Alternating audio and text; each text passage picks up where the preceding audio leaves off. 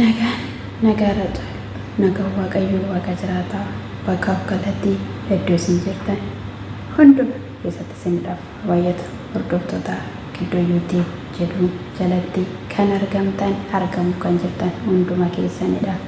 Isin jechuun jaaladha. Guyyaa har'aa jechuudha waan baay'ee garaana nyaata. Silaa bara kana yeroo kana gammachuu jira osoo hin taane gadda boo'icha.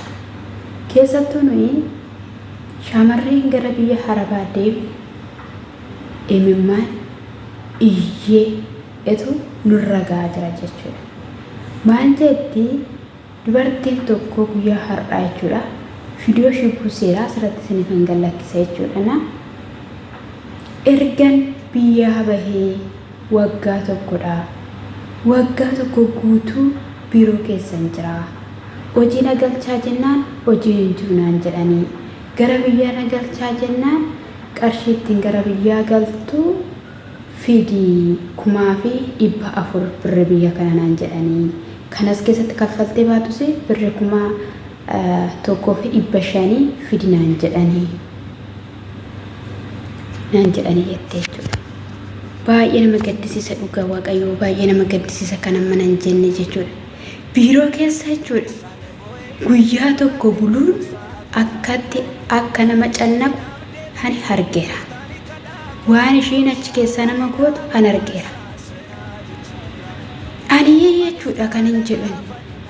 Hinde maalidhaaf galaa nyaattu galaa nyaachaa jirtu mee galaa kaa jirtu osoo hin taane warri imbaasii keessa hojjetan warri biiroo galaa nyaachaa jirtu.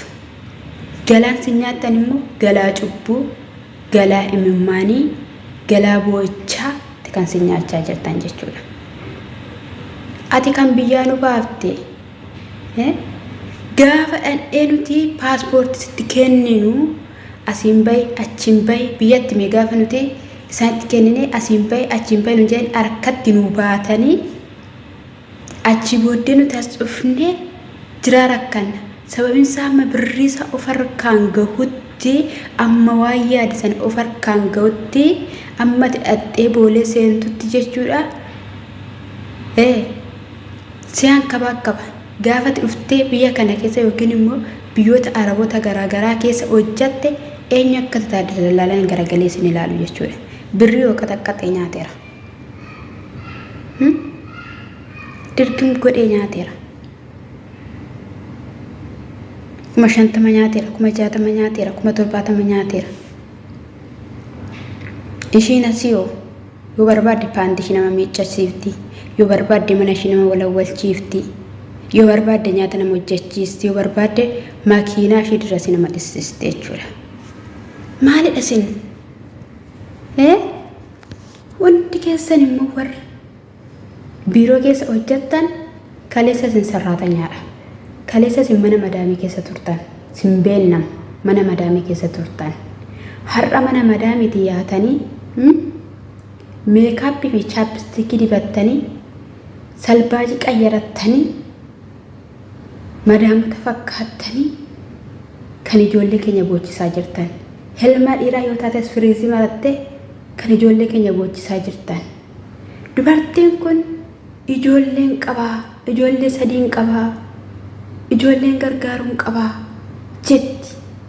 Kan isheen biyyaa baatee fi waggaa tokko biiroo keessa taa'uudhaan miti. Sa'aatii tokko iyyuu biiroo keessa taa'uudhaan miti. Dhagahi yoo sammuun si hojjettee of jijjiiruu biyyaa baate akka nama kamii. Teessee beela dhala ishiitii arguu hin barbaanne. Teessee qooqa dhala ishiitii arguu hin barbaanne. Seenaa koo jijjiira jettee biyyaa baate ukkaamsitanii biiroo keessa kan teessistan. Fuulli itti dhidhiita'e, hidhiin itti dhidhiita'e anaa nyaatu dhugaa rabbii. Ani 7 lamaan taa'e biiroo. Ani 7 lamaan taa'e.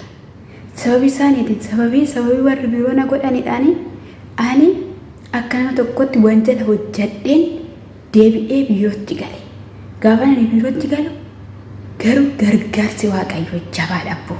Amanadhu malee jechuudha si gargaara waaqayyo.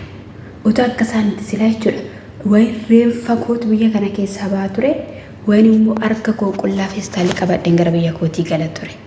Garuu akkas hin taane. Dhugaa akkas hin taane. Ijoolleen baay'een waatti. Ijoolleen baay'een meen boochi. Ishii madaamonni maal jedhanitti fakkaate gaafa madaamotaatti kennan ijoollee guyyaa 5 ilaaliitii deebisi. Guyyaa 5 ilaaliitii deebisee jechuudha. Guyyaa 5 ilaaltee kan deebistu jechuudha. Carqiisi qabeeyyuu jechuudha. Carqiisi qabeeyyuutti sunduu dargis. Carqiisi qabeeyyuu nan deebisa waa jetteeni nagaadeen sin deebisiisu dhala namaa kanati guyyaa 5 hojjechiifadhu si deebisi guyyaa 5 akkas godhi. Ennaa dhufan maal godhu?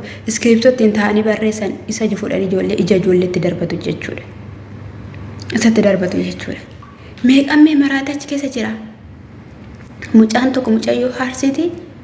Ji'a 9 fixxe achi keessatti biroo keessatti. Ji'a 9.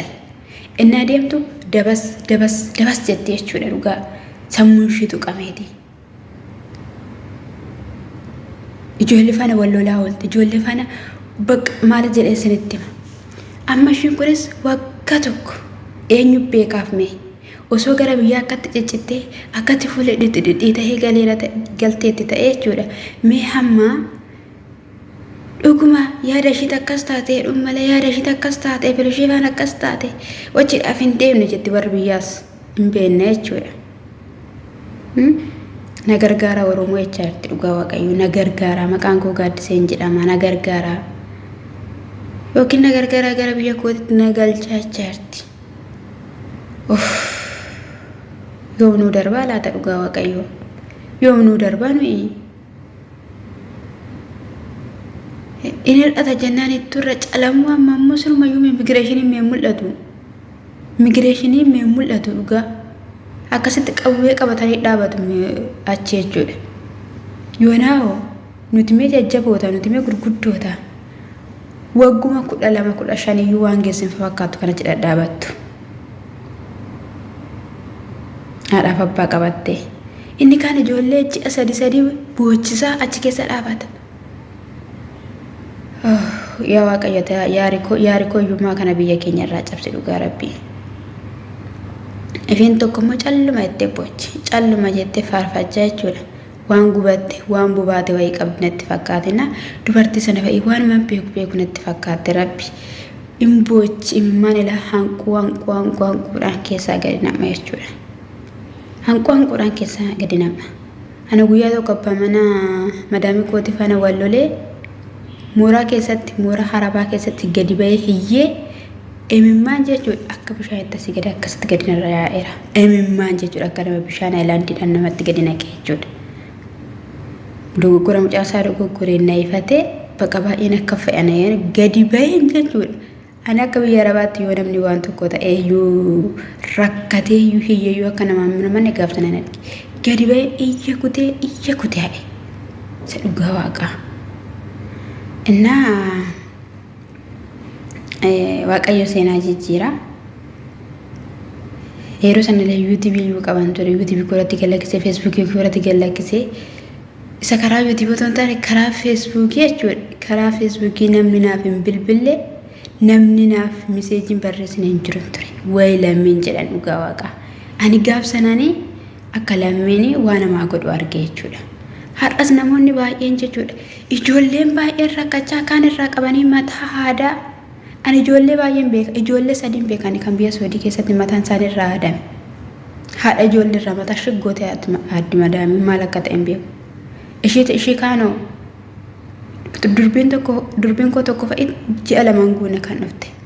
Irraa wanni cuftee waayifi irraa cuftee waayifi rakkoo qabu. Waayifi dirqin goote irraa cufte. Isa toon taane immoo mucaan kan dhufte kontiraata amma kan inni hojjechaa jiru akka kaampaaniittidha. Yeroon argadhe inni hojjedha yeroon dhabe immoo nan taa'a. Sinaa gulaallu akkasin dafqa keenya nyaattanii dhaloota keenya gulaalla'aa jirtanitti sinaa gulaallu. Siniif immoo hin darbu dallaala simboo godhatee deemanii nagarre. Maaliif jennaan dafqa namaatti cubbuudha waan ta'eef biddeena cubbuu nyaattu bishaan cubbuuffattu waan ta'eef kanaaf daalachooftanii yaatu jechuudha. Kanaaf daalachooftanii yaatu. Ishiin as keessaa immoo jechuudha naxalaa caammaa ishii laxxaatti gochaa deemtu biiroo keessa jechuudha. Biiroo kan qulqulleessus midhaan kan nyaattu hin jiru biiroo keessa. Shunkurtii otoo itti naqin bishaan itti naqanitti jechuudha. Bishaan itti naqaniiti ruusirraan si naqanii sii kaa'u. Isa iyyuu sitti sassata jechuudha. Isheen immoo qaxaramtee maajii immoo ijoollee walitti qabduyyuu jechuudha. Mana madaamii kan 9-10 yeroo 10 baatee yeroo 10 gara manaatti deebitee yookiin immoo gara biirootti deebiteetu achitti immoo maal sitti taati madaamii sitti taati jechuudha. Yoona ijoollee keenya kan hin jaalanne iddoo hundumaa boocime ijoolleen biiroo isa kanaammoo fudhan jechuudha. Walquunnamu mitiire biiroon amma fakkeenyaaf biiroon ani iddoo ani jiruu fi biiroon kallattii biraa Abudaabiyaa jennu jechuudha. Asinnaa wanni taate ijoollee fudhaniit immoo achi geessu jechuudha. Achi immoo akkana fidu jechuudha.